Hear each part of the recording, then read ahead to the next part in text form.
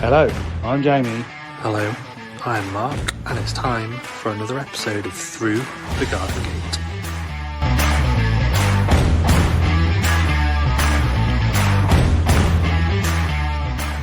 Good evening, ladies and gentlemen, boys and girls, and everything in between. It's Tuesday. Hang on, don't you go stealing my words. It's Tuesday night, it's 7:30, it's time for another episode of Through the Garden Gate. Live from Norfolk. Yeah, we've still got Dash and we've still got the ball. Yeah, we've still got Dash and we've still got the ball. We're just in a different shed. We've actually got a sea view from where we're sat. There you go, that's what we're looking at. Yeah, it's really pretty. I wish we had that view at the bottom of our garden. Yeah, I would. Good evening, Jamie. You can't just say live from Norfolk because every week we're live from Norfolk. Well, yeah, Completely live from Norfolk. yeah, we're completely live from Norfolk. Jamie, we're about an hour away from yours. I was just about to say, it's not exactly a stone's throw, is it? It's still quite a way away. No, it's like an hour and 15 minutes away from yours or something. That's because you're only a stone's throw away from Lincolnshire. We're probably about 15 miles from Lincolnshire. Excuse me, Dad. Sutton Bridge way, I think. Lincolnshire border isn't it that way? Somewhere around there? Yeah, I'm trying to remember where. I think it's before Sutton Bridge. Is it? Before Sutton Bridge. Jamie, we haven't got the tripod, so we literally leaned it on a windowsill, my dad's phone, so we haven't got a tripod. So, We're making do. yeah. Good. Make do and mend. Make That's what sure- they would have done. That's what they would have done in the old days. Yeah. We were contemplating sitting on the beach. Yeah, we were. Wow. You can't tell me you got a good enough signal to sit on the beach in Norfolk. Well, I'm sat in a shed in Norfolk with 4G. Oh my God, I ain't. I got one bar of nothing. There are a few phone masts further down the coast, so it's probably that. Yeah. How is it anyway? Lovely. It's been gorgeous Yeah, today. but I think it's supposed to be not great tomorrow. Not as nice. So, What so was last week, Mark, I said, "Where are you?" You said, "Oh, Great Yarmouth." No. We will be tomorrow. Well, We're going to Great Malvern tomorrow. Yeah, well, we were. Yeah, we are. Yeah, about an hour that way. Yeah. We're near Keswick. Thought that was in the Lake District. Maybe there are two Keswicks in In England. England. The world. Indeed. Yeah. As long as it's nice. Is the house nice? Yeah, it's really nice. It's like old but cute. It's like old but posh. Seasidey. Yeah. Lots of wood. Lots of wood, lots of sea, and Shells, like I could see Shells. hanging up behind you. Yeah.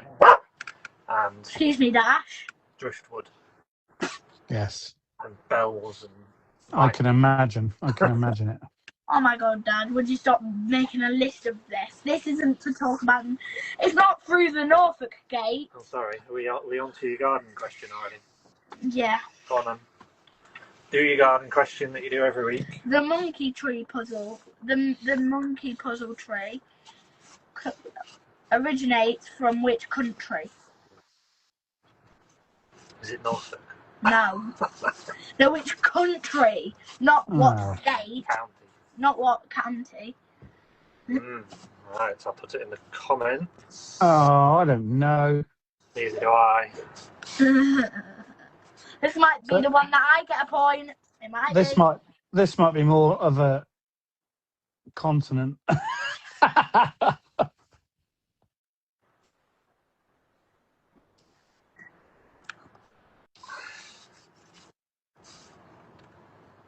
Press send them. Jamie's gone Africa. I've gone Mexico, so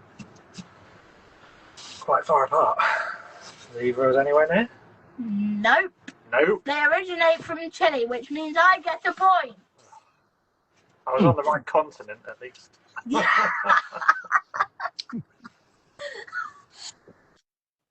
I haven't Monkey had a puzzles. point for like 2 months. Man. Well, there you go, Chile. And talking about monkey puzzles, I've been working where we used to live 14 years ago What, in the today. exact house? Well, three doors down. All right. And just round the corner, I can remember them planting a foot monkey puzzle tree. It was in the dead centre of their garden 14 years ago, and it's now about 6 or 7 foot tall. Wow. As soon as they get to a size, they just go. And they get really tall all of a sudden as well. And across the other side of the road, there's one, must be, oh my God, 60, 70 foot. Absolutely massive. Wow. Why are they called monkey puzzle trees, George? I don't know. Because they puzzle monkeys. Oh Because yeah. monkeys can't climb them because they're so spiny and spiky. They're bloody horrible. Spiky. You can't hold them. They're Jamie, I have a so joke. spiky. I have a joke. Go on then. Is it the knock? Is it gardening? Knock. Who's there? Europe. Europe who? Europe. No, Europe.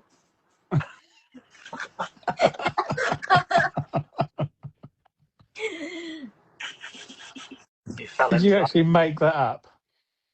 No, my mum and dad heard it on a TV show. I didn't hear it. My mum did. Comment. Jenny's friend sells them on eBay for £400 plus. Wow. Wow. Yeah, but look, an 8 foot tall one must be 15 years old. Yeah. Yeah, book that in and it'll soon get huge. God. People soon cut down though once they get going because they just get too big and spiky. So you just see that height and then they get chopped. It's really annoying. Because people think, oh, they're not a very big plant, and plant it, within 7 or 8 foot of the house, and then it's nearly touching their house by the time it gets going. I thought they just grow slowly forever. No, once they get, like, if you see one that's 20 or 30 years old, they're big. It was still a long time. Oh yeah, yeah. It's not like a conifer that grows that much in about 3 years. Leylandi. Yeah. George has done weeding whilst in the garden because his grandma bought him some hand tools with her, and he was doing some weeding without anybody prompting him. Wow. Well, At the holiday home? I haven't done it since yesterday, but I said you don't even weed my garden, yet you're weeding in the holiday garden. I don't care. I'd rather this garden than yours. I'll be getting you to work when I get home. Actually, that's your problem. Good on you, George. Get gardening. You're going to do some more. You're going to weed the path. Dad, aren't we going to be back in the polytunnel next week? We will be. Yeah. Hopefully. Yeah, hopefully we're going to be back in the polytunnel next week. Weather permitting. Come on, Well, I know where you won't be. Well, There. Oh. Let's just stow away. So check the dog. Sorry. Look at him barking. no, it wasn't him. Sounded like barking on the beach. Yeah, it probably is. That's why. Probably is. That's why. Ugh. The tide's going out now Why? because it's come all the way in and now it's going back out again. Is that why it does all that? Yep, that's what it does every After day. through the garden gate, I'm going to look at the sea and then go in. Twice a day. In and out. In and out. Every day of the year. In and out. In and out. Right, go on then. Right. Off you go. Thanks for your question. See you, George. Well, for once, none of you have got it right. Both of you got it right last week, so I've got one. Yep. I've lost the score with you two, but Jamie, you've got like 2. I've got 2 of them. I think You've got about 7. we'll have to work it out again. You've got about 7. He has. See you later. Bye. Enjoy the sea. Nice and relaxing. It is. It's lovely. Not really Is done. there a good garden to look at, or is it a bit plain and boring? Just a patio and some grass and a path. Yeah. Nothing special. The one next door is nicer. Typical seaside garden with boats and lighthouses and gravel and your standard plants. Gorse. Yeah. But It's quite hard to garden, isn't it? On the edge of the land. Yeah, Brutal very weather. sandy. Very sandy. There must be lots. Well, that we know there's lots and lots of sea, not sea loving, but by the sea loving plants. Yeah, salt tolerant. Yeah. Yeah, you definitely couldn't try and put a cottage garden like this because it just wouldn't have it. No. So what's the front garden like? Nothing. It's just gravel. Yeah, nothing special. That's a shame. Where have you been today then? Just on the beach. Yeah, there's literally open the gate at the bottom of the garden straight onto the beach. So we've just been on that beach. And then we're going to go to Great Yarmouth tomorrow. It's been like 17 degrees today, yeah. It's been lovely. Yeah, it's been lovely. Really nice. Still 14 now. Yeah. Yeah, very pleasant. The wind's sort of dropped. So it's lovely. Nicer than yesterday.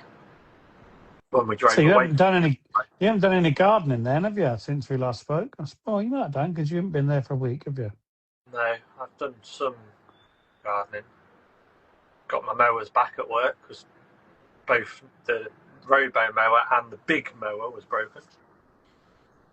The big mower, the tractor, was away for service. I saw you get the tractor back. Yeah. And I saw the robo mower get sorted. Yeah, he broke a wheel. So I had to order a new part and replace it. Tiny little blades, aren't they? They look like razor blades. Oh, they are. They're literally that, and only 3 of them. So they don't last very long. They only last for about 3 months. But for the size of them, they're not very expensive. No. I think you get like 9 for £15 or something. So right. That's enough for the season. Yeah.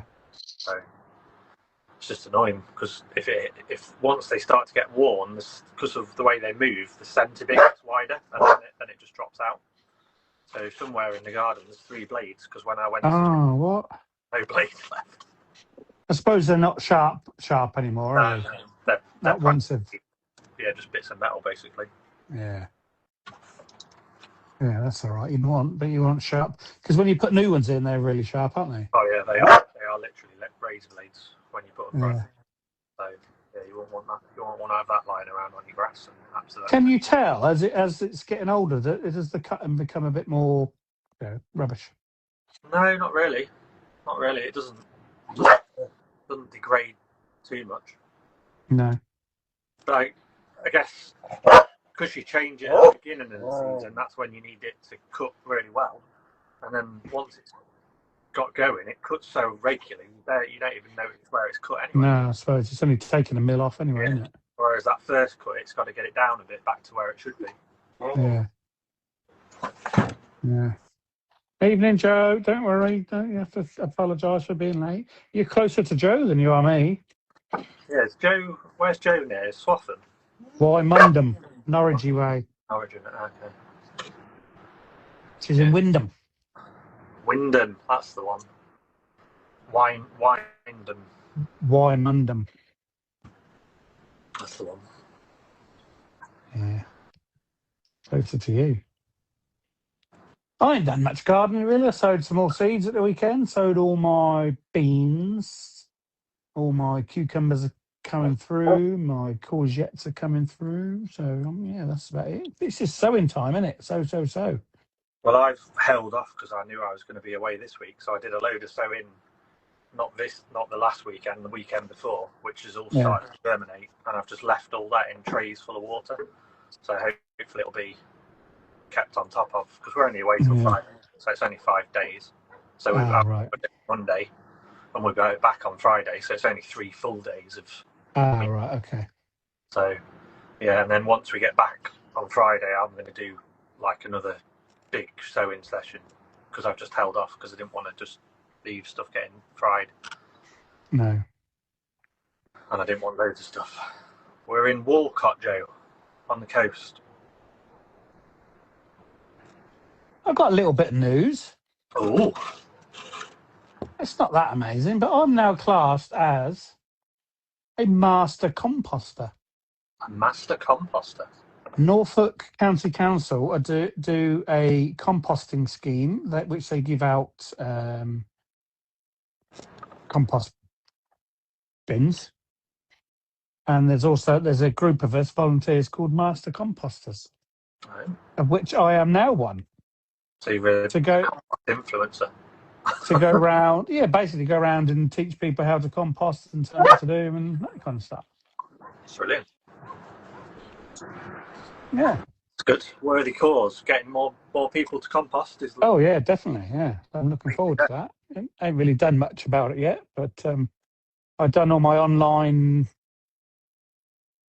initiation, I suppose it is, and passed all that with flying colours. So You'd hope so. you would hope so. Yes, yeah. It's almost not bragging. You almost think, I wouldn't do it like that. I would do it this way, that kind of thing. If you know what I mean. Yeah, oh yeah, totally. Bit like with the RHS when you're doing any like gardening learning, and you just think, well, yeah, I wouldn't do it like that. Because Yeah. But I suppose the old ways, isn't it? Yeah, all the time I hear people on Instagram, on podcasts and things, and you're almost thinking, oh, you're actually wrong. They're not wrong. I don't think any of us are really wrong, but there's so many different ways of doing things and what you think is the best and what aren't the best.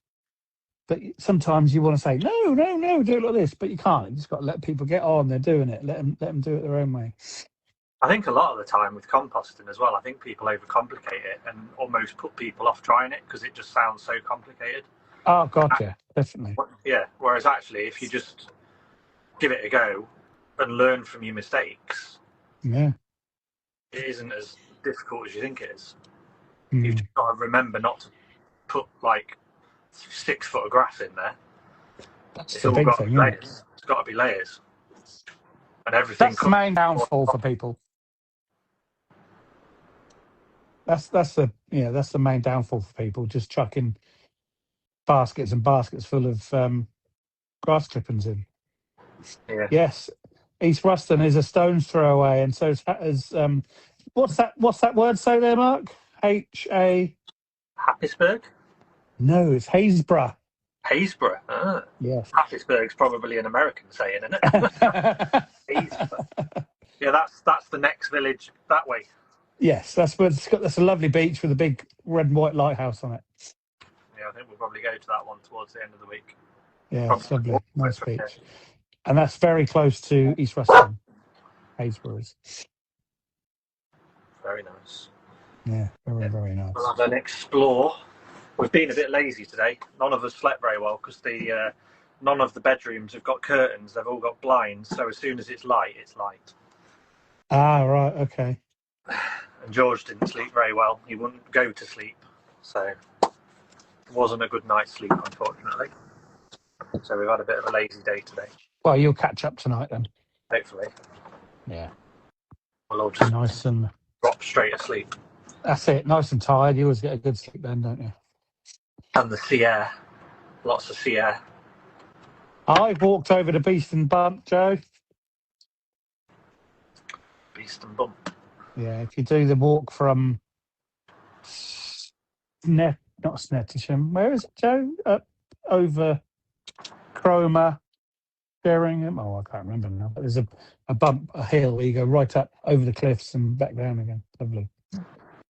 Sounds good. It's Sheringham over to Cromer. That sounds familiar. I think we drove past Sheringham on the way in. Yeah, you probably would have done. Coast. Yeah, Sheringham, Cromer, all that way around there.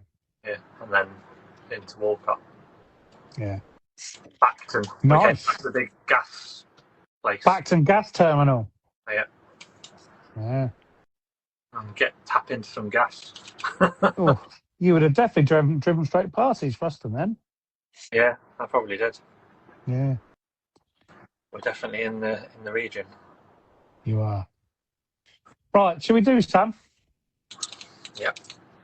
Yes, Sheringham, Joe. It is Sheringham, that's right. So tonight we're going to try something we have never tried before. We don't just have one guest. We don't just have 2 guests. We have 3. I don't even know about this. They are a team that creates amazing gardens that take from nature and learn from large-scale conservation. It is Tom, Amy, and Jon from Skylark Garden Design. Let's get them in. They're all going to be on the same account. All on one screen. Yeah, all together. Oh. Tell us all about yourselves then. Who's who? I'm Amy. We knew that. I'm Jon. When you said to me earlier, Tom, about the other accounts, I really didn't put two and two together, to be honest. No, yeah, so we didn't know. So this is the first time we've done anything live on Instagram. So we didn't really know. We thought, let's just use one phone and see how it goes. Oh yeah. Mark and I have tried it together, being in the same place and having two phones. It doesn't work. It's if you've got to be a distance away from each other, or you can hear and you get feedback, and it's horrible, isn't it? Yeah. Yeah, brilliant. Absolutely terrible. How are you all then, anyway? Well, to be honest, we're very tired. We've been so that we started building for the RHS Malvern show yesterday, and there's been a lot of travelling up and down to where we're from in Cheshire, down to Malvern, and we're 2 days in, and it's just long days, and and like trying to pull off a show garden. In this case, it's called Lifted by Birds, and we're sort of just you get to a certain point where it's just you feel like you cannot move anymore. But go on. I can, I totally agree with that. Both Mark and I have done helping show gardens, probably not to the extent as obviously what you're doing, designing and going all the way through. But it's quite full on, isn't it? Yeah, just there's an intensity about it, and you want to do the purpose of the garden justice. So a lot of care and attention has gone into it over many months, and you just want to make sure that it meets the brief, really. Yeah. So tell us about how you got to start doing this garden, and right from the beginning, if you can. That'd be brilliant. There was many conversations. There was many conversations. I'm trying to look round the corner at you, Jon. It was nice how we met, really, because there was a sort of continuity in all of our approaches that made us come together. And Jon and I met at the RHS Tartan Flower Show in 2024, where we both did gardens, and we became buddies. And we knew that we sort of quite liked this idea of not a new idea, but working with nature in gardens and sort of really trying to make that flourish as much as possible, but bringing in an element of design in there as well. It doesn't just have to be a log pile randomly. It can be really some thought can go into it, some science can go into it.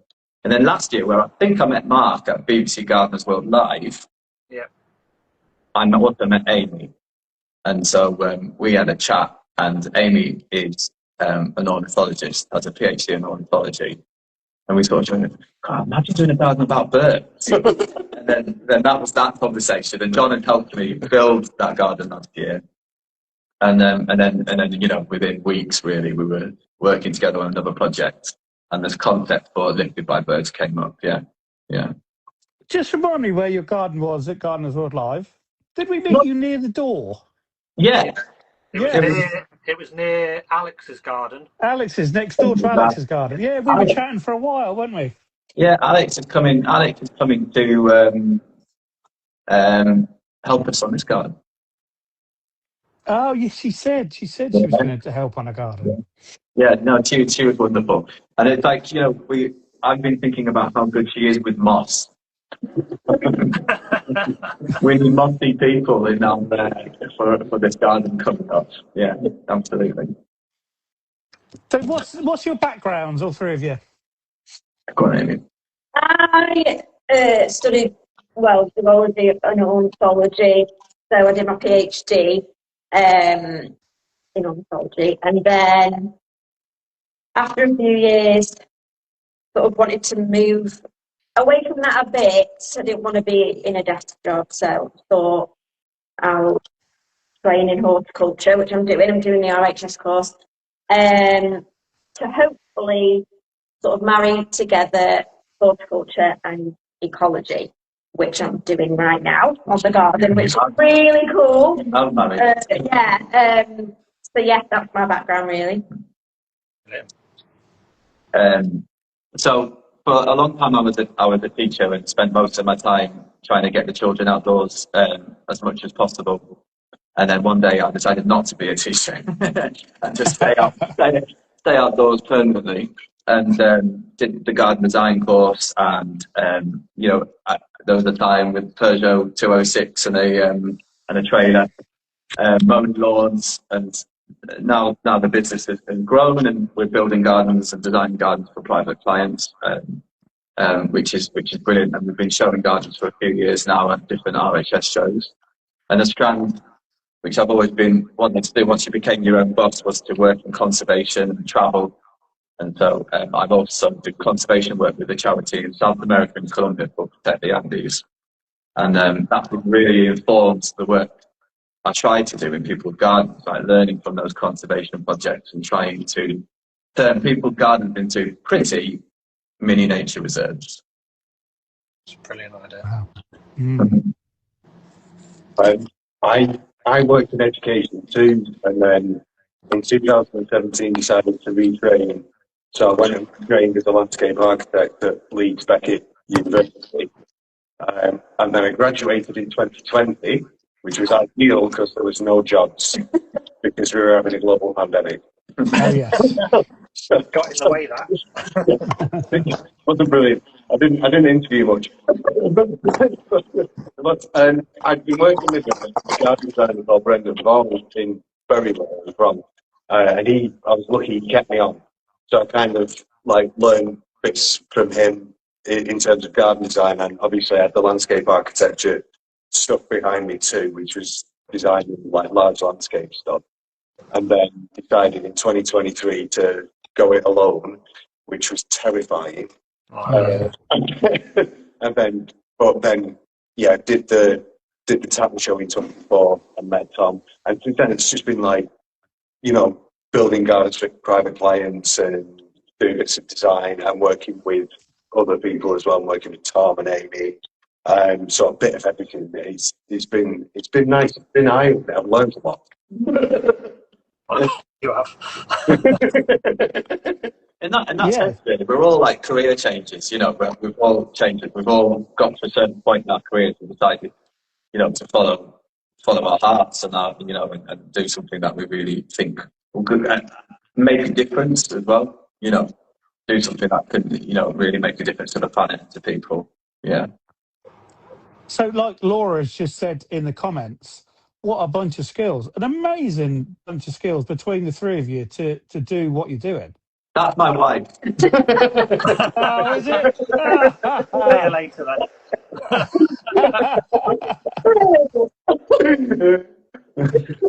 Even so, even if she's your wife, that is the nicest she's thing true. ever said about me. I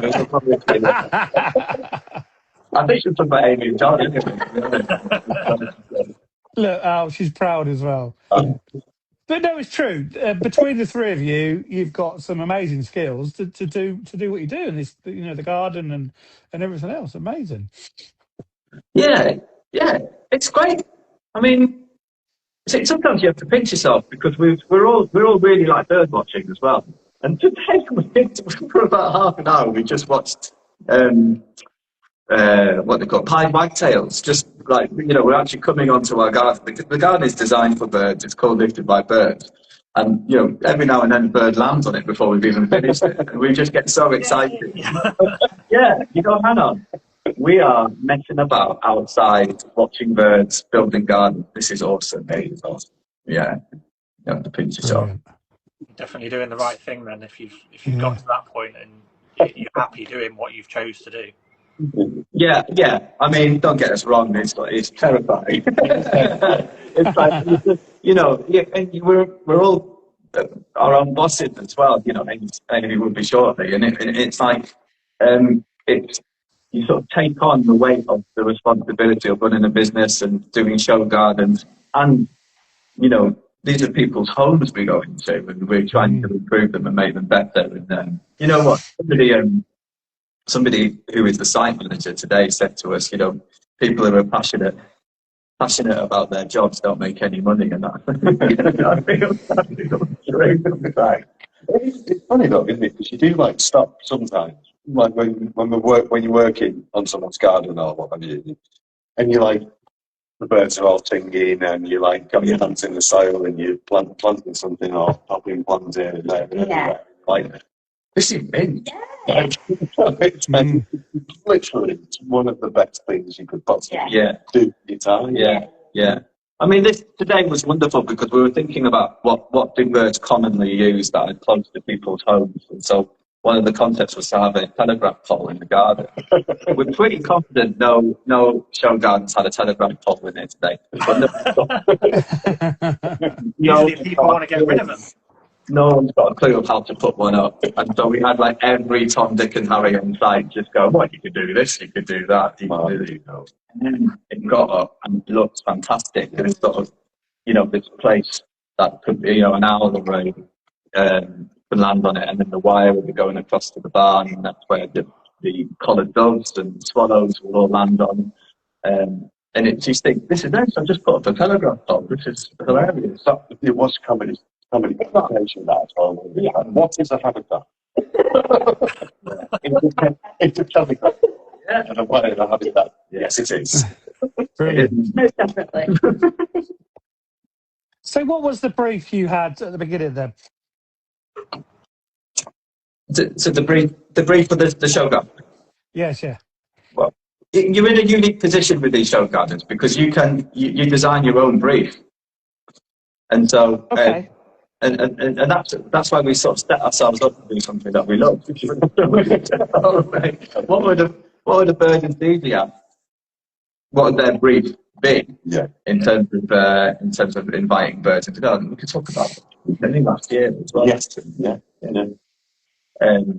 Last year we actually had that happen to us where somebody said, "Can you design a garden, please?" And we are not interested in any of how it affects us. We just want to invite as many birds in as possible. Wow. Green. Yeah, it was barren. Just the lawn, you know, just a lawn, fences, and a patio somewhere. And now it's this. Yeah, it's great. And Amy came to do account. This is quite an important point about the, you know, like a good bird garden is a good wildlife garden. It invites everything, and you've got to start from the bottom up. And so the first thing to do is getting the right plants in, and then the first things that arrive on the invitation. Yeah, and Amy was counting hoverflies. Very exciting. But it happens overnight. You put it in, the next day they arrive. It's amazing. Yeah. Yeah, it's unbelievable, isn't it? I was helping in a garden at Gardens World Live a couple of years ago, and we did some just some silver birch posts, and I drilled some holes in for bees and things. And literally within hours of those posts being up and we've moved away from them, there was insects and bees using them. Yeah. We find them so quick. We put a tray of daisies down yesterday, and within like 10 minutes there was a bumblebee. Yeah. Is that you know, I think that's where we're at. You know, we're talking the RSPB and Gardeners World and the BTO are all talking about how, you know, we should be using bird feeders, and it's about creating the right habitats and putting the right plants in our gardens is enough for wildlife, in this case birds, to enjoy. And you know, I mean, we're saying if you're going to take down your bird feeders, then come and treat our garden, because it shows, you know, what plants you can use, and that mixture of cultivars and native plants to sort of enrich biodiversity as much as possible. So it's almost becoming a non-negotiable. Yeah. If you've got space, you've got to be thinking about biodiversity. Yeah. Definitely. So this is maybe I should keep this for later, but feeding the birds. You mentioned about feeding the birds. If you've got bird feeders, do we feed all the way through the year, or do we stop now and let them? Yeah. The You know what I mean? RSPB have come out with a report to say, because of spread of disease, that we should stop putting feeders out in spring and summer, because there's an abundance of food, the insects are active, berries and whatnot, and seeds later on, and so there's no real need to, and it'll just help slow the spread of disease. You can put them out in winter, but basically, if you've got a feeder out, then finches will sort of come in, and it's just going to spread the disease massively. And you can't, people don't wash them properly, or not a lot. I do bird ringing, caught green finches with the disease, and so it's just for that. And so they basically said, don't put your feeders out spring and summer. Yeah. Well, that's what I've thought all along, to be honest. Yeah, and it's that, and it's that irony, like you want the garden, invite birds into your garden with the feeders, and it is nice watching them on the feeders. It's an enjoyable thing, but actually the best way that in the summer months can be harming them, and so the best thing to do is to create, plant things, plant habitat. Yeah. Think about habitat first, and then then they'll be happy, and they can make their homes in your gardens without the feeders. Yeah, exactly. Give them something they'll love, and they'll come and use it. Yeah, brilliant. You can't beat it, can you? My father-in-law, he loves feeding his birds, and he's got bird feeders everywhere. But he will not stop. He will keep going. He's got the ones on the windows. He's got the camera ones. He's got binoculars to look down the garden. But he won't. He'll keep going all the way through the summer. But he does clean his, so he's quite a good one. But I still think you should let them go and be natural when the food's there for them. Yeah. Because surely they'll take it the easy route, won't they? Like we all will. Yeah. I mean, it's like, I wonder what it's not been, probably, I don't know whether it's been looked at, but what's seed dispersal by bird. So birds garden, don't they? I mean, and some seeds have to be digested and then, plant. But, there'd be a knock-on effect, probably, from, stopping feeding birds and letting them actually eat naturally. You end up with a knock-on effect in terms of, almost wilding, because you end up with more plants in more places, natural ways. That could be an interesting. Really interesting knock-on effect. And if the garden is suitable for birds to be feeding on, and to be roosting, and to be perching, and doing all that, living out in the livestock, then it's also good for everything else. Just by default, it means that there's probably a pond, there's probably all the amphibians and insects involved in that, and it creates that circular part of it also. It's a good time. I think there's a counter argument though, because if we've done so much, we've retracted nature so much, and nature's been challenged so much. Is there enough out there for birds, and would there be a bit of a cliff edge for these birds? But like you said, I think there's going to be enough people who are going to ignore the advice. So it's not like it's just so suddenly there's no peanuts in there available anymore. But we just need to educate people and teach people how to create gardens in that way. They should eat more pests as well. That's the thing I was just about to say. If you're feeding them peanuts and whatever else goes in there, they're not going to come and eat the pests, your aphids and whatever you're on your plants, and the aphids are going to start to win. So let's go back to the garden. Who did you design it between the three of you, or did one of you have more input than the others? No, it's a shared, it's been a shared experience. It's like there's sort of various elements that have been brought in to make the design what it is today. You What yeah, there was a lot of conversation around, like the Telegraph pole, what is a habitat, and Yeah. that kind of stuff, which was absolutely brilliant. Stonewall, I think, a habitat. yeah, Everything had to be for birds. Every plant in there has to benefit birds in some way. The surfaces, everything. It was all to do with birds. we're also all proud Northerners and live close to the Peak District, so there's this sort of like I'm trying to that connection with that landscape, and with things like dry stone walls, abandoned barns, which we have in our garden, and then nature. So it's almost sort of an obvious route, sort of like a collision, and here we are with the sort of the end product, and a couple of more weeks to get to the final end product.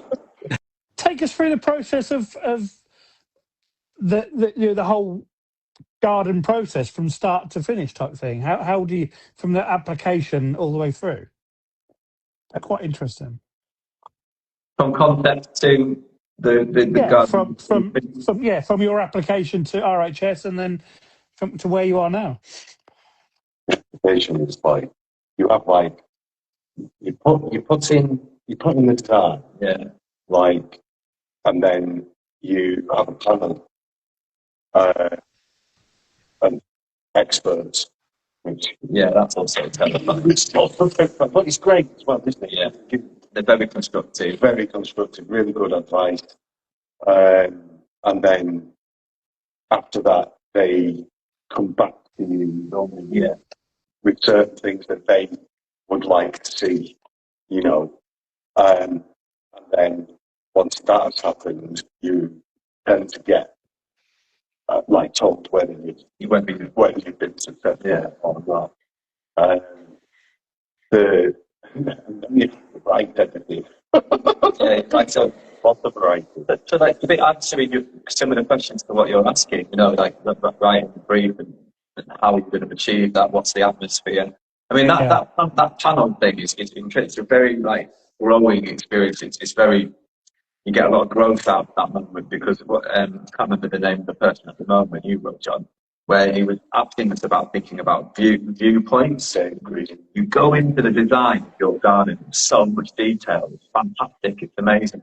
And so he's asking questions like, so just think about the height of this and the angle of this, and then, and what that means for the person who lives there. What are they going to see? And it was like, you go, oh yeah, that's brilliant. And, and you can adapt your drawings and the brief accordingly. And you become very, very connected with what you're trying to achieve. And that panel is terrifying but wonderful, because you learn a lot from it as well. How big is it? Big. 150 square meters.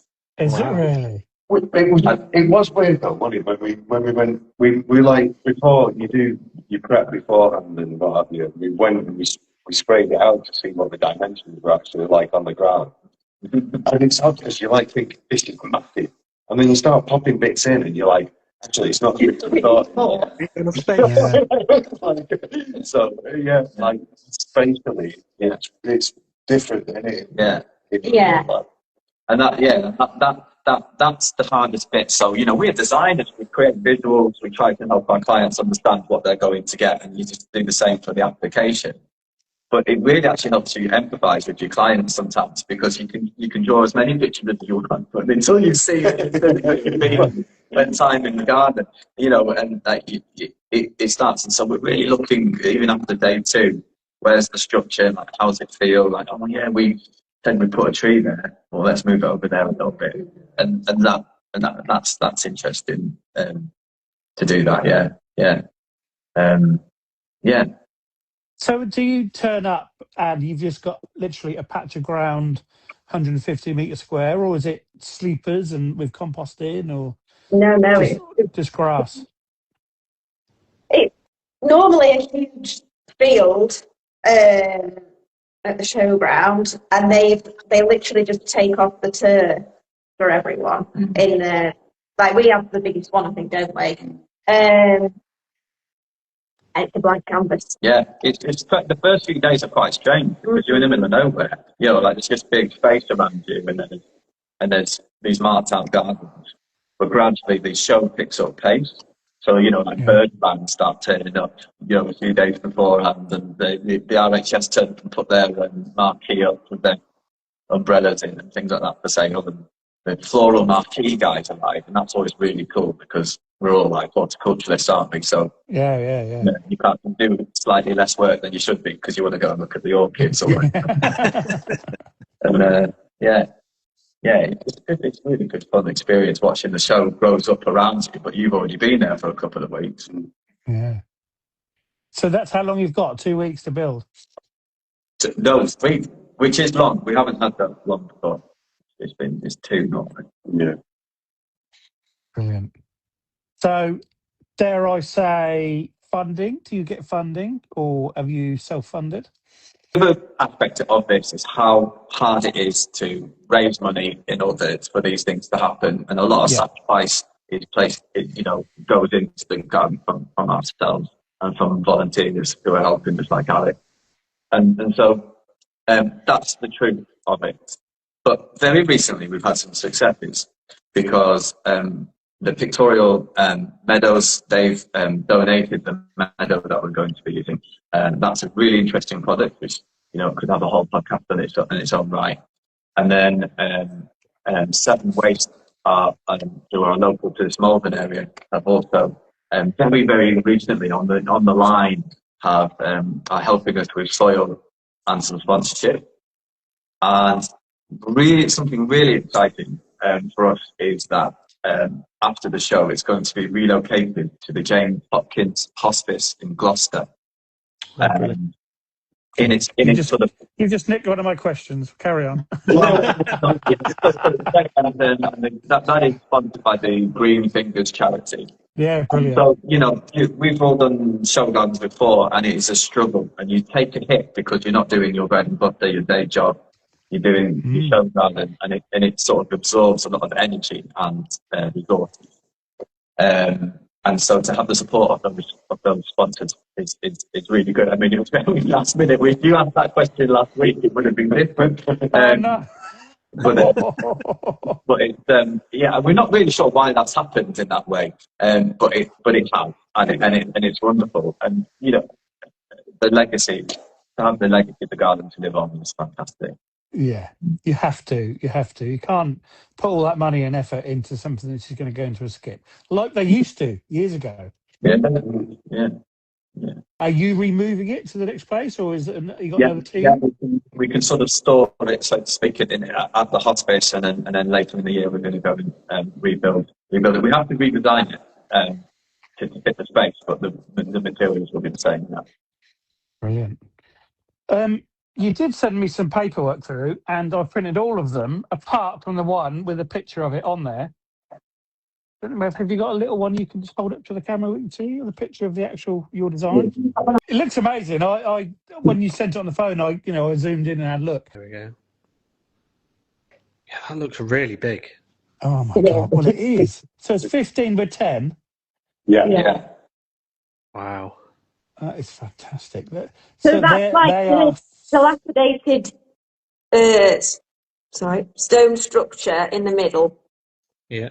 And then all around it, around the whole perimeter, there's a habitat hedge. We've got a pond, trees, loads of shrubs, a meadow. Yeah. They look big trees as well. The trees look fairly... They're really, really good trees. I think we found out today. Yeah, so Really heavy, and it's a bit windy. It always is. So yeah, I kind of got home with It's windy all the time there. And at one point, I was trying to stop 2 silver birches blowing over. I was like, I'm falling back. I would have been able to stop. I've had nightmares of trying to keep silver birches stood up on a show garden. Mm. Oh, Yeah. That builds up absolute confidence. nightmares. Sorry. That's tomorrow's plan. It is tomorrow's job. Yeah. No, we can't have falling downstream. No. It was my job to do at Gardeners World Live a couple of years back to support these and keep these silver birch stood up, and they were in massive pots, and I was hammering these anchors into the ground and ratchet strapping them together to Yeah. keep them up, because we were at the top of the hill on the windy site, right behind, right at the top. BBC down in the world. Yeah, but you're building on tarmac there, aren't you? No, we're on the grass. Oh, that's on good. on the hill. When you walk up the hill, away from where you were, looking straight forward up the top Yeah. of the hill. But Yeah. oh my god, it was such a task to try and stop because it was so windy. Yeah. How did you manage to get them? Oh, obviously you managed to get them to stand up, but how did you do it? So, I had some big metal stakes, like 1.5 meters, and a sledgehammer, and I hammered them in the ground around the tub, around the big pot they was in, and but ratchet straps round the whole thing, ratcheted it all together, and then we just composted over the top. Tremendous. Yeah, that's an option. Yeah. Yeah. It was because they were real big silver birch. Yeah. Yeah. They're like sails. Yeah, terrible. Absolutely terrible. And if you're in the middle of a field, I'm sorry, I keep saying all these negative points. No, yeah, it's good. It's good. It's particularly exposed, particularly windy, so any help well received. Yeah. Yeah. Because if you were doing it in real it's good. life into an actual garden, you'd be putting stakes in and you'd be putting ties in, but you can't do any of that. So Yeah. it's got a And lot actually, that's one of the design challenges of this garden is that somebody part of somebody's bigger garden is being sort of used to invite birds in. It's part of a bigger space close to the countryside, and so that's really important. So those silver birches are, once the garden's built, are birches that have theoretically always been there. Mm-hmm. And so to pull those elements off, mossy rocks, mossy logs, the tree looks like they need to have been grown there from germination. Yeah. That's a really important part. Yeah. Not blowing across the Malvern hills. Another bit of a question is, so will they question you on how that garden's going to be if it were there for the whole year, different seasons? Do you know what I mean? I don't know how to explain it. How is it going to be in the winter and next spring if it's going to be there all the time? Look, we have said all along that there needs to be something all year for birds. Yes. And we're actually working with the BTO, the Garden Birdwatch team, who are helping create signs that will be around the garden for the visitors to read. And that will have things on for different times of the year. Because obviously the people that visit the garden now will only see it in May for a few days. But it's important that it carries on all year. So we have spoken about that. We know what's what. It's a crucial element. So if we just take one plant, for example, we were sort of brainstorming some plants that we could mention tonight. And the hawthorn, for example, is a really important tree because very early on in the season it's got the blossom, so the pollinators are coming in, and that's a food source for some birds.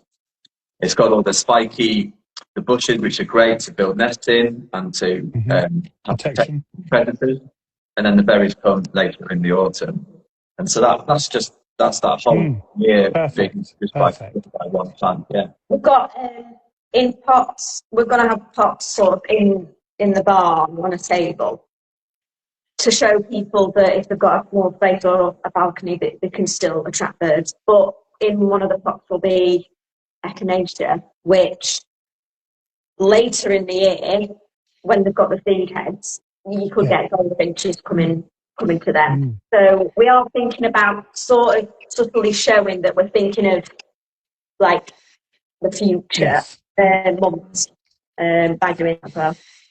Because that's the thing. Anybody, well, I'm not saying anybody, but you can make a garden which is perfect for now, for this week, and it looks amazing. But it might be worthless in the winter for what your brief is. To be honest, But I it found sounds like you've sorted it. it's the frustration of the show garden world. It's something that more and more show gardens are moving towards. This idea of honesty. This garden looks like the way it does now because it's May or April, Yeah. and so and it will look like this in July. And that's really important. I think there should be a responsibility for show gardens to show that these have all got to be just not plants that are flowering Yeah. only at this time. And so there are going to be some plants that are just still budding and opening their leaves, which are honest to the time of year. Because Yes. if Perfect. we were forcing them on too much in the wrong conditions, it would be educating people in the wrong way. But that's the thing. Us as gardeners, horticulturalists, we know what should be in flower now and what should be in bud now. So, to me, if I walked round a garden and thought, well, that shouldn't be in flower now, we know it's been forced. Yeah. We're having that trouble with like foxgloves. Mm-hmm. It would be great if they were out and looking amazing, but Yeah. it's tough to force them to do that. Yeah, and it's like it is what it is. It's like we've got to be honest to the plant and what's happening, and so the promise of a foxglove, the seeds, it's birth later on in the year, and Yeah. they're important, a biannual anyway. So yeah, It's an interesting thing that we do biennials as well because of the form of the plant. So as it creates a crown, it's got a long leaves, but that's foraging habitat. Yeah. So it's like Insects all around there. So it's like you've got even when the plant's not necessarily in flower or doing what the beautiful things that you expect from plants, it's still doing something. And it's still creating a habitat. Chamomile is a good one for that as well. Like the leaves are an important food source for larval. It's a larval food plant, and caterpillars are absolutely essential for certain birds, especially when they're nesting. So it's like the plants are still doing things even when they're not one. Yeah, and the whole life cycle of the planet is important at all times of the year. So having decay, having things that have gone through their life cycle is important. So the grasses that we're using, we're trying to make sure that they've still got their last year's growth on them. So that's great for seeds and food. It's great for habitat and building nests from and all that thing. And it's an honest, in nature, this Discantia would still have its old growth from while the new growth is coming through. No one's come around early market and chopped it out. And, we were just talking about it earlier, just leave things alone. Yes. I've still not hardly touched my back garden. Still not. I looked at it yesterday and thought, I need to start getting into there now because there's a lot of weeds starting to grow. But there's, things are now starting to. Now's the time I'm going to go in there and start cutting things down and put everything else through. Yeah. And that stuff, in terms of our garden, that would go back into the habitat edge, or it would go, that stuff wouldn't be wasted. We heard you talking about being a master composter. Everything can go into something that's useful anyway. Yeah, brilliant. That's my mother-in-law. I keep talking about my father and mother-in-law, but it's so frustrating. But that's how they love it.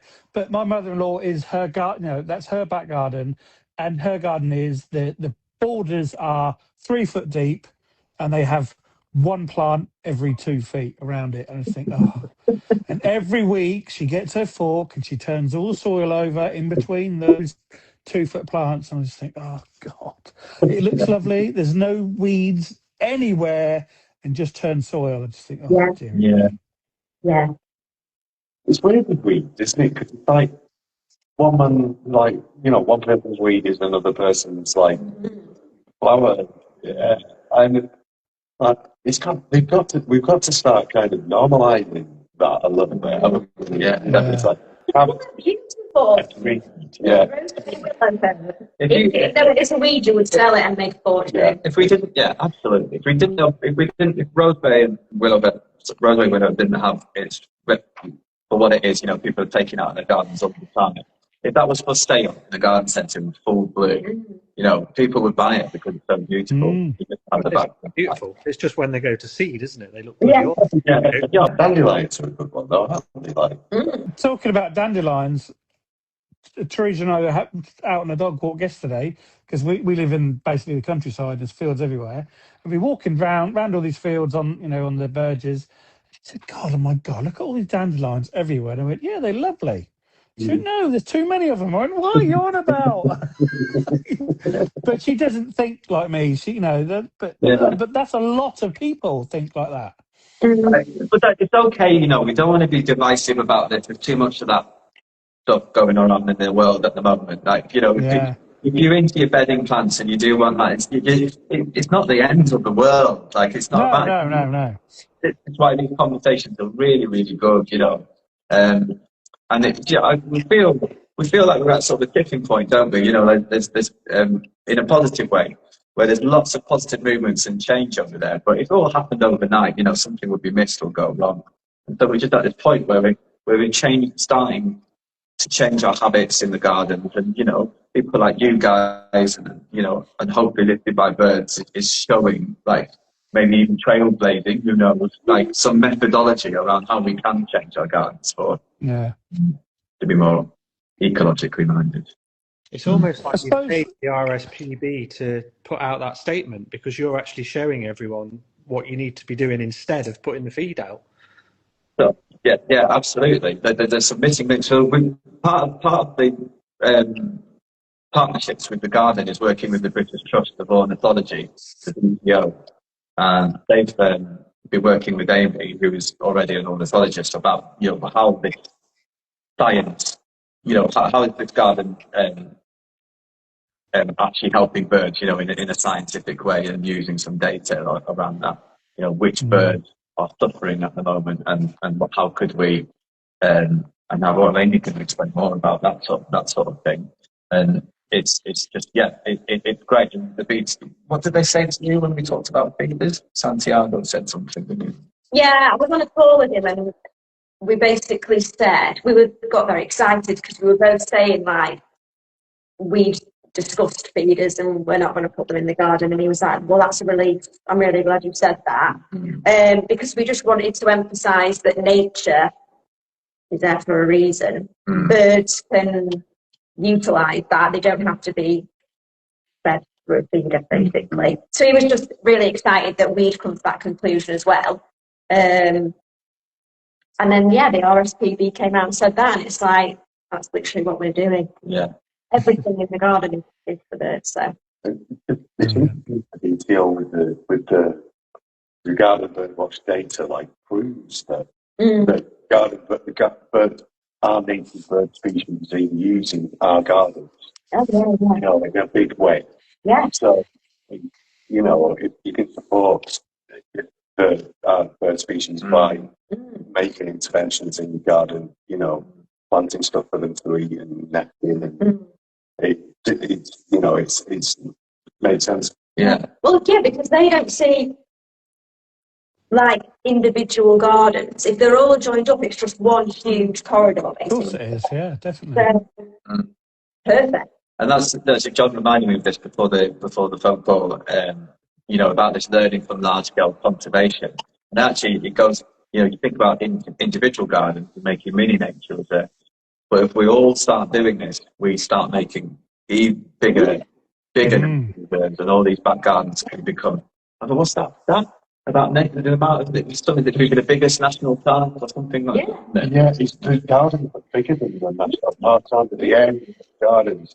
The RHS, the gardening report, did mapping data, and I think it's 500,000 hectares. So there's 500,000 hectares of gardens up. Wow. I bet we did just that, and we were like, Jesus, that's unbelievable. If everybody pops a metre in the garden of, bird habitat, that's the same size as Greater Manchester, spread across the country. So, and because birds can fly, we've like immediately turned Britain into a amazing bird. And that thing, you know, they were doing that BBC Gardens World Live on it, every meter matters type stuff last year, and that you know, John hit the nail on the head really, because if people could come to the RHS Malvern show and they look at our garden and they just go, if we just put this one plant on our balcony or one plant in our, you know, it can have a huge effect. We can't, you know, we can't underestimate the impact of, you know, choosing native plants, lots of cultivars as well, and you know, the impact that can have for this. Yeah. So if it just, you know, people just take bones, small things from the garden, and that would be fantastic. I was just about to say, can you give us, you know, a few tips and hints on what we could do without spending a fortune in our own gardens to, you know, to help things on the way? What would you do? What would you go to? Oh, well, like I mentioned before, I mean, my friend Caleb, who will be helping us on the garden, he has echinacea in his garden, and he always sends me pictures of goldfinch on the seed heads, and they're, you know, easy to buy, easy to put in the ground. They're gorgeous, and the seed heads are gorgeous. And leaving, a lot of people want the stop flowering, they'll cut stuff back, but leave the seed heads on. That's really important. You know, like sunflowers and stuff, leave them up. If you've got, you know, young kids, plant sunflowers with them, like from seed, and that's well exciting. And then they can grow, look beautiful, and then leave them for the birds. And then they can look at that and be like, oh my gosh, cool. It's not exciting for kids, it's exciting for us as well. You'll get kids engaged and like, oh my gosh, that came from a they love it. They actually love doing that. They love it, yeah. And then, you know, a side effect is that birds get some more food in the winter. We talked about the hawthorn, for example. Yeah. You know, there's also controversial plants that, like, yeah, I'm doing this for you, Amy. I know what you're going to say. You know, plants like ivy are so important for birds because they're placed to nest, and there's a late source of nectar for pollinators, which means there's an extra bit of food for birds. And you know, you've both seen wood pigeon practically upside down, you know, like eating the berries off them. And we're trying to show that ivy can be used. It's not going to kill everything. It's not going to do anything too dangerous, but it does need a bit of horticultural knowledge, and it does need a bit of looking after as well. So one of the concepts in the garden is that we're using it as trailing and using it in pots. You know, and so it is a relationship with trees. You know, when we see them going up, that's where birds can make all these habitats in them. Yeah. But that we can go to the point where the ivy can overtake a tree and make it like we're talking about silver birches and sail and everything. But it's not sucking the nutrients out of the tree at all. It's not doing that. So we're just going little ways here. You can manage more controversial plants like ivy as well. Yeah. Yeah. Talking about ivy, our local estate in Gayton here, a couple of years back, they sent 2 of their farm workers on every tree on their estate and had the ivy off. Just chopped it 6 foot from the bottom. Oh God, every single tree. Yeah. Well, the tree outside my bedroom window covered in ivy, and there's pigeons, blackbirds, all sorts of birds on it. And we've got tawny owls nearby, and they'll be roosting in the ivy. I love ivy. I think it's amazing, but a lot of people don't realise that it flowers and has berries. So many people don't realise that. And they're covered in flowers and berries later on in the year. Absolutely covered. And bees. Yeah. You can hear them before you see them. Definitely. The bees love it. My bees, you can tell when the ivy's out because the pollen that comes back is different colour, black. So we need more wildlife friendly plants in the garden. Leave everything alone, like I have, until probably this weekend when I'll start having a trim up and clean up. Yeah. And water, I suppose. Water's a good one, is it, in the garden? Definitely, yeah. Yeah, you have to be quite careful with it because bird bats are also like. But if it's in a natural naturalistic, and it doesn't necessarily have to be a pond. You know, you could do something in a trough. You can do something, even a small container, a sink, you know, a bath, an old bath. As long as it's kind of looking after itself in terms of oxygenation, etc. It's a must, absolutely must. I mean, that was one of the things we were talking about plants, you know, over the next day, wildlife just turns up. When plants up at any aspect, whether it's a small trough or a big wildlife pond, the impact it has is always really immediate and very quick. We built one up in Stockport last year, right in the middle of Stockport, very urban, built-up area, and we put a camera trap up the day the pond went in, and then the camera trap just recorded a blackbird just having it was like it was in a spa, just having the best time of its life, just puffing up all its feathers and having this proper sort of wash down. It was great, and that was, the pond wasn't there the day before. It was brilliant, you know. And the blackbirds aren't known for water. They're not a water bird. They're not waders, but they went and used it to wash their feathers and have a bath. It was great. Yeah. Lovely. Brilliant. I've got to ask you, going back to the garden again, who's building the barn? Is it all brick by brick? Oh, that's a very good. Yeah. So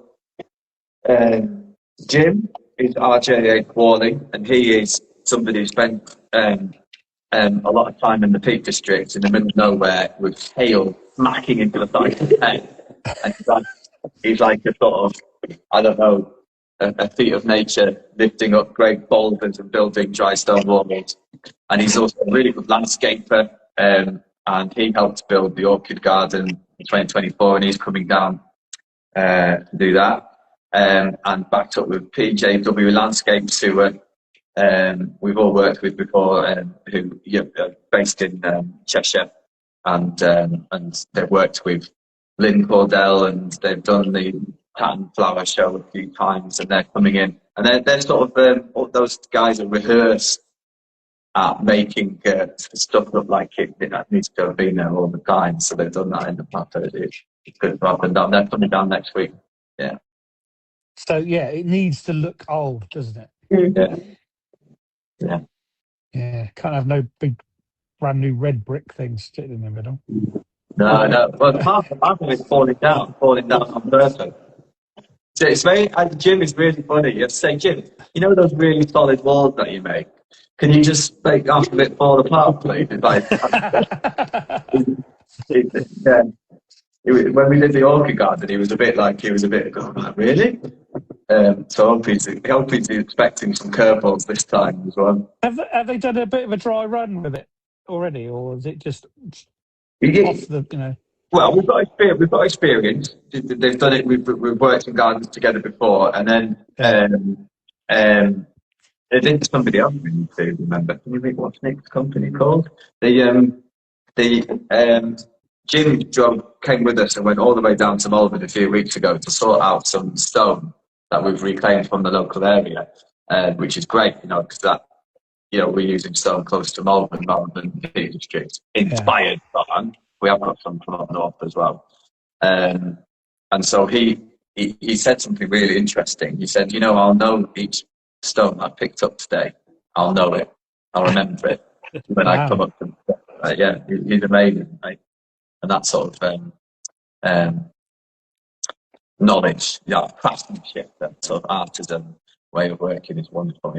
Yeah. Brilliant. Can't wait. I don't think I'll be able to get down to see it, but I'm sure it's going to be absolutely amazing. Just said we should do a live when we're there, but I've got no idea how to do it. You should do.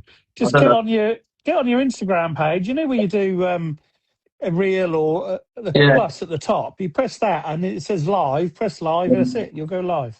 Maybe we'll have a little go with that then. That'd be good. Have a wander around. Good job, Spain. John did it. That'd be good. That'd be really good to show people who can't get down to see it. Yeah. Let's do it then. We'll have a go. Yeah. All right. Yeah. It's easy. If we can do it, anyone can do it. Honestly. Yeah, I know. It's good. It's great. We're getting close to 9 o'clock. And before Mark gives you the lightning questions, the three of you, I just want to ask whose house, because I love that wallpaper. Oh, well. This person needs a mention. Yeah, definitely. So obviously we're nowhere near home. And we needed somewhere to stay and we didn't want to camp. And a really good family friend of mine and my mum's lives like 20 minutes away from the showground. And her and her husband are going on a road trip from here to Cyprus, which is where my mum lives. And they have there as well. But she was like, why don't you just have our house?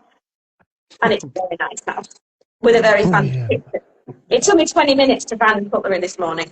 And we're staying here, so we're going to cat sit. We all love cats, so that's great. But honestly, lifesavers. Yeah. So Sue and Dion. Yeah. It's their nice wallpaper. Yeah. And more importantly, they've got a wood. So lots of handy materials lying around in the wood. Got around. They're going to come back and their wood has been stripped. Put it up one garden and taking one down. Oh, brilliant. Oh, right. Yeah. We must mention it's amazing people up in Cheshire. Their company's called RPG Herbs, and they've been growing and supplying kitchen herbs to people for a very, very long time. And they've got wonderful greenhouses. Roseanne and Paul have a real interest in native plants, and they grow them on as well. And they have supplied a big majority of our plants. And they've also got incredible compassion and really big hearts, because they just they've given us storage for free. They've allowed us really to move in and leave our materials there. And then, I mean, John saw this first hand. Who puts in an Arctic lorry twigs, rocks, logs, trees, boulders?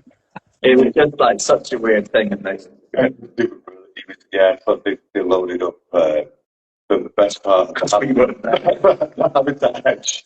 I was driving back to try and meet them, but it was incredible. Paul was on his pocket truck, and they absolutely smashed it for us. Brilliant, lovely. They've been amazing. Yeah, and it's just like it's a wonderful place. Like we all, again, going back to rural horticulture.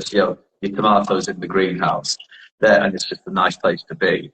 Well, their greenhouses are absolutely amazing, and they're all full of herbs and stuff. It's just so nice to go there. Wow. Yeah.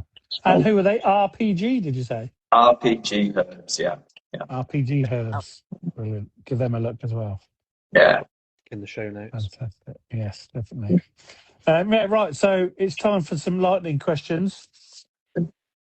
You got all three of them. So the first one is flowers or edibles? With the apothecary idea. Edibles. Oh, no, you mean like vegetable gardening? Yes. Oh, flowers then. Oh. Yeah. Sam changed his mind, didn't he? I like growing flowers that I can eat. Yeah. Yeah. Some people have said edible flowers. Yeah. Next one, beach or forest? Sorry. Oh, that's forest. We never forest. We're so landlocked. Next one, go to emoji in a text message. Sunshine.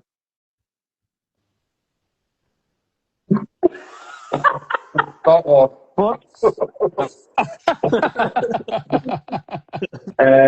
Well, once I've sort of edited all my typos and like weird messaging that I do, and then probably the green heart or that little sprouting plant.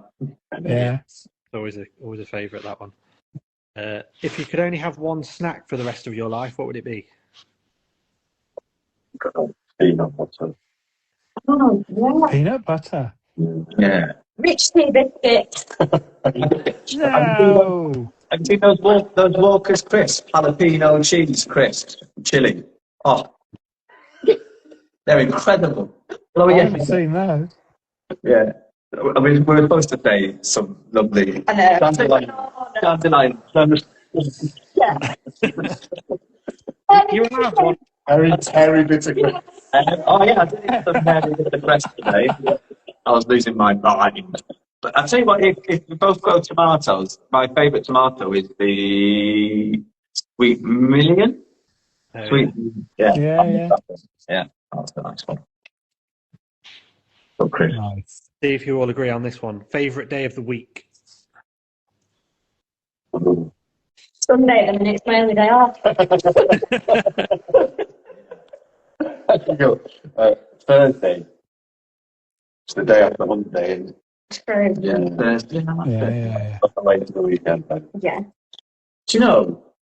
I think it's probably Saturday, which is like obviously a common one, probably. Yeah, spend time in your own garden. Yeah. You know, be with family and yeah, Saturday. Favourite season? Awesome. Oh. Ooh, autumn. That one's a rare one. Summer.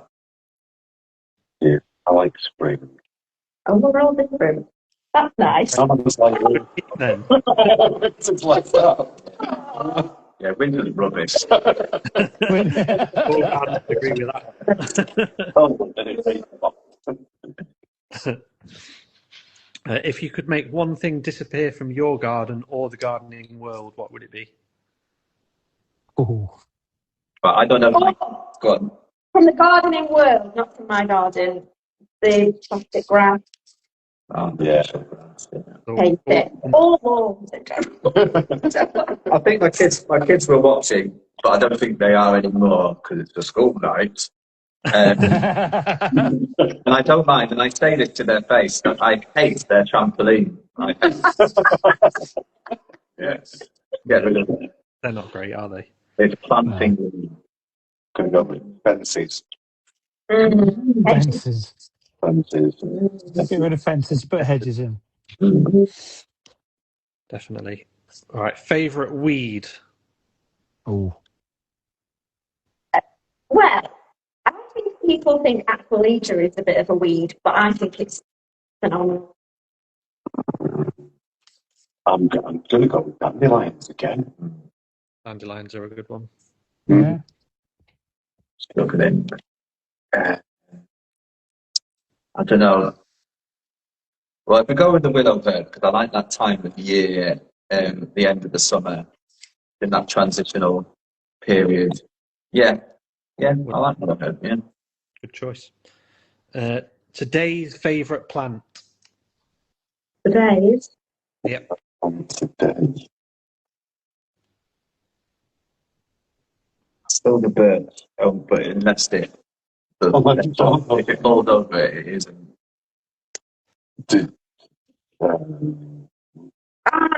Lickness for me. Like it's a good shot. It just looks gorgeous. The leaves look so gorgeous in the meadow. They do. Hearthstone ferns were looking good, I thought. And our son's friend, Al. Yeah, Hearthstone ferns were nice. Oh, nice. Unfurl. Yeah. Yeah. Good choices. If your plants could talk, what would they say about you? Yeah. The ones in our gardens, Yeah. they'd be very displeased.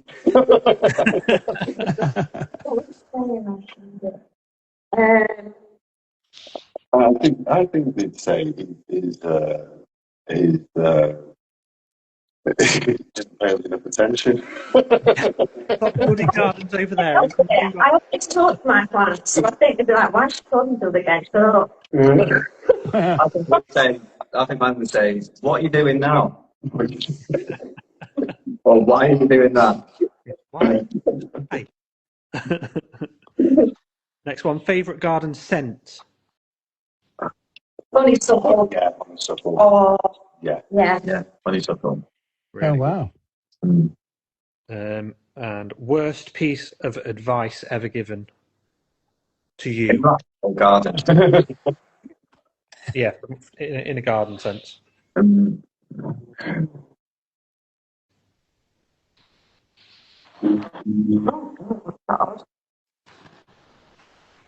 be difficult. I wonder. putting eyes back and down. Yeah. You hear that a lot from people. I thought you would get rid, but no, don't. I can't really think of. I can't. It's more like how times have changed. Yeah. Like sort of what people do is changed over time. I can't think of. I can't think of one thing. No, I don't know. It's a bit of a cop out, isn't it? I gave it, so come on. Yeah. And the final one is, if you could choose 3 people to garden with, who would they be? We've got 2 here. Yeah. 2. Should we choose different Oh. Just you. I would. This is sort of a sentimental answer, but my granddad passed away a few years ago, and he never knew that I was obviously making this change in my career. Yeah. And he had a lovely garden. He won a gardening award at his caravan site, so I would garden with him.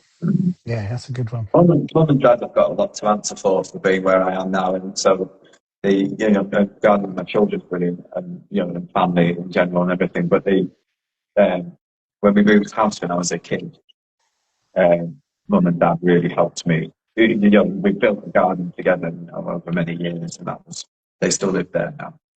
So gardening with them is always great. Yeah, anyone with my family would be great to garden with. Apart from maybe. Maybe my nieces, they were a bit destructive. Yeah. Wonderfully destructive. You've got. It's like They put a hard brief on the garden, don't they? Yeah, it's all part of the rich tapestry as well. Yeah. Yeah. One person's destruction is another person's creation. Yeah. As long as they're having fun and in the garden. Yeah. Well, guys, thank you so much. It's been really, really brilliant. It's been so interesting. Yeah, thank you. Thank you very much. Good chat. It helps us, when people ask us questions about the garden, the show garden, it helps us focus in on what we're doing. Yeah, definitely. Good luck with the rest of the build. Yeah, good luck with the build, and good luck with the show. I'm sure it's going to be amazing. Yeah, well, thank you very much. I'll send pictures. Yeah. And if you do, lots of pictures. If you do a live, just message me first, and I'll definitely want to have a look. Yeah. That's good. Yeah. Thank you very much. Be good. No, thanks ever so much. And we said good luck. Yeah, thank you very much. Thanks ever so much. See you later. Bye. Oh, bloody hell. That garden looks amazing. Doesn't it? It looks amazing. It's going to look amazing because those ones that are more natural, whenever I'm at a show, they're the ones that I tend to focus on more. Definitely. Because you can really see how much hard work's gone into trying to make it look natural. Yeah, definitely. There's a real art. You can't, a lot of show gardens are too perfect, where they have to make it look not perfect. Yeah, really good. Looking forward to seeing that. I wish it was closer because I'd go, but it's just a trek. It's awful to get to. I've often wanted to go, but I'd have to stay over there because it's nearly 4 hours away from mine. It's probably 5 2, isn't it? Something like that. Isn't that near the Cotswolds where we went before? Yeah, it's a long way. That way. Yeah, it's mental. And I don't think there's any trains or anything like that to get anywhere near it. You probably can, but you have to change so many times, I suppose, and then get taxis and so. No, I don't do that. 1 year I'll go. Yeah, definitely. We'll have to make a point of doing it one year. Yeah, even with an overnight stay, it might be worth it. Yeah, Yeah. really good. Good Brilliant. luck to the guys for that. And they definitely chose the right year to do that with the RSPB advice that's gone out. So we'll learn how to feed the birds without feeding the birds. Exactly. Pardon. Exactly. I'll shove that in front of my father-in-law's nose. Read that. Yeah. Go listen to this video and learn how to do it. Brilliant. Okay, mate. Well, enjoy the rest of your week. Thank you very much. Hopefully the weather's kind to us. Yeah, I'm sure it'll be all right. And we will see you all next week. See you all next week. Yeah. Take care, everyone. Thanks ever so much. Thanks, everyone. Thanks for watching. See you later. Bye.